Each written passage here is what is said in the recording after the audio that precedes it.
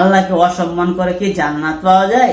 জান্নাত কি রাস্তায় পড়ে আছে যে জান্নাত চাইলেই যাওয়া যাবে, চাইলেই পাওয়া যাবে? জান্নাত খুব টাফ ব্যাপার। আসসালামু আলাইকুম ওয়া রাহমাতুল্লাহি ওয়া বারাকাতুহু। রব্বি ইশরাহ লি সাদরি ওয়া ইয়াসসির লি আমরি ওয়াহলুল উকদাতাম মিন লিসানি ইয়াফকাহু কওলি। শ্রদ্ধেয় আমার ইসলামী দিনী ভাই বোনেরা, আজকের ভিডিওতে আমার হাদিসের ধারাবাহিক আলোচনার বিষয়বস্তু হচ্ছে শিরিক কি। শিরিক হচ্ছে আল্লাহর সাথে অংশীদার স্থাপন করা। শিরিক হচ্ছে আল্লাহকে বাদ দিয়ে অন্য কারো নিকট কোনো কিছু চাওয়া, ইবাদত করা, সেজদা করা, কবরের কাছে সেজদা করা, কবরে ফুল চড়ানো, কবরে বাতি দেওয়া ইত্যাদি আর অন্য আনুষঙ্গিক অনেক শিরিক আছে। যদি আপনি শিরিক করেন তাহলে আপনি আল্লাহকে অপমান করলেন। শিরিক করলে আল্লাহকে অপমান করা হয়, আল্লাহকে খাটো করা হয়, আল্লাহর মানের হানি করা হয়। তাহলে এই শিরিক এত বড় একটা পাপ, যদি এই পাপ করেন তাহলে আপনার জন্য জান্নাত হারাম।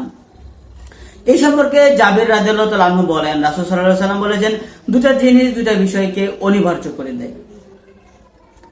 এক সাহাবী জিজ্ঞাসা করেন, হে রাসূল, এই দুটো বিষয় কি? তখন রাসূল সাল্লাল্লাহু আলাইহি ওয়াসাল্লাম বলেছেন, যে ব্যক্তি শিরিক করা অবস্থায় মারা যাবে সে অবশ্যই জাহান্নামে যাবে, আর যে ব্যক্তি শিরিক ছাড়া অবস্থায় মৃত্যুবরণ করবে, মারা যাবে, সে অবশ্যই জান্নাতে যাবে।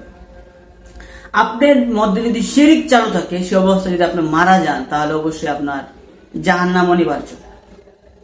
যুবক, তোমাকে বলছি, দেখো তো তোমার গায়ে তাবিজ আছে কিনা। তোমার হাতে তাবিজ, তোমার কোমরে তাবিজ, তোমার সারা বডিতে তাবিজ। তুমি মনে করতেছো এই তাবিজ তোমাকে রক্ষা করবে, এটা মনে করা মানে হচ্ছে শিরিক। কেন তুমি গায়ে তাবিজ দিবে? কেন তুমি গায়ে হাতে মস্তাদুর আংটি পরবে? এসব করাটা হচ্ছে শিরিক। এসব করলে আল্লাহর মানের হানি হয়। তুমি তো মুসলমানের ছেলে, তুমি কেন অষ্টাদুর আংটি পরো? তুমি কেন মাদুলি গায়ে পরো, মাদুলি দাও? তুমি কেন তাবিজ পরো? এই তাবিজ কি তোমাকে রক্ষা করতে পারবে? এটা কোনোদিনই কি সম্ভব? এটা আদৌ সম্ভব? তাবিজের কোন শক্তি আছে? তুমি কেন কবরের কাছে গিয়ে মাথা নত করো? কেন তুমি কবরের পাশে গিয়ে ফুল চড়াও? তুমি কবরের বাতি দাও, তুমি দাও। যুবক, তোমাকে তো আমি চিনি, তাই না? তোমাকে তো আমি চিনি। তুমি শিরিক করো, তুমি শিরিক করে আল্লাহকে অপমান করো, আল্লাহর মানের হানি করো, আল্লাহকে খাটো করো। এসব কাজ করে কোনোদিন জান্নাত হবে না। আল্লাহর মানের হানি করে, আল্লাহকে খাটো করে, আল্লাহকে অসম্মান করে কি জান্নাত পাওয়া যায়? জান্নাত কি রাস্তায় পড়ে আছে যে জান্নাত চাইলেই যাওয়া যাবে, চাইলেই পাওয়া যাবে?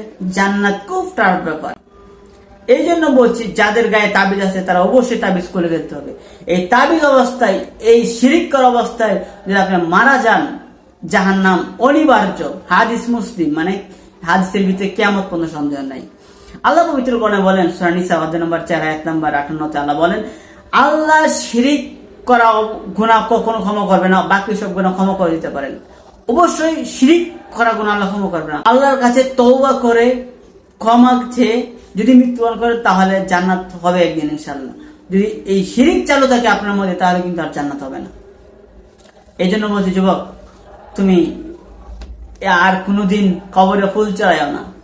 তুমি কোনোদিন আর অষ্টাদশ আংটি পরিও না, তাবিজ দিও না। আর অনেক শিরিক আছে, বাংলাদেশের শিরিকে ভরপুর। তো এসব থেকে ফিরে আসো, ফিরে এসে তাওহীদ আল্লাহর ইবাদত করো। উসমান রাদিয়াল্লাহু তাআলা আনহু বলেন, রাসূল সাল্লাল্লাহু আলাইহি ওয়াসাল্লাম বলেছেন, যে ব্যক্তি খাঁটি মনে এ বিশ্বাস নিয়ে মারা যাবে যে আল্লাহ ছাড়া প্রকৃতপক্ষে কোনো ইলাহ নেই, সে অবশ্যই জান্নাতে যাবে। যুবক, তোমাকে বলছি, এসব থেকে ফিরে আসো, তাওহীদের ইবাদত করো, আল্লাহর ইবাদত করো। জান্নাত হবে একদিন ইনশাআল্লাহ। তুমি যত গুনাহ করো না কেন, শিরিক করো না। শিরিক হচ্ছে সবচেয়ে মহাপাপ, সবচেয়ে বড় পাপ। যে পাপ করলে আল্লাহকে অপমান করা হয়, যে পাপ করে আল্লাহর মানের হানি করা হয়। যাই হোক, শিরিকের বিষয়টা আর অনেক হাদিস আছে। আজকে হাদিসটা এই পর্যন্তই। আল্লাহ আমার আপনার সবাইকে এই শিরিক থেকে দূরে থাকার তৌফিক দান করুক। আমিন।